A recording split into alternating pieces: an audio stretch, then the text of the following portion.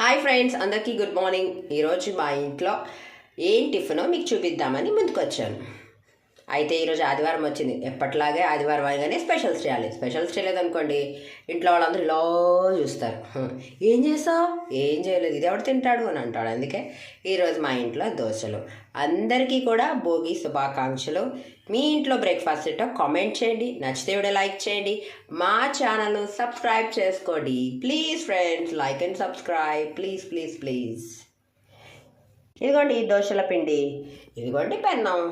ఎప్పుడు నా మీద అట్టేస్తావా అని పెన్ను మీద వచ్చేస్తుంది. ఇంకెందుకు ఆలస్యం, తిప్పి తిప్పి తిప్పి తిప్పి కలిపి కలిపి దోశ వేసేద్దాము. వస్తున్నాం.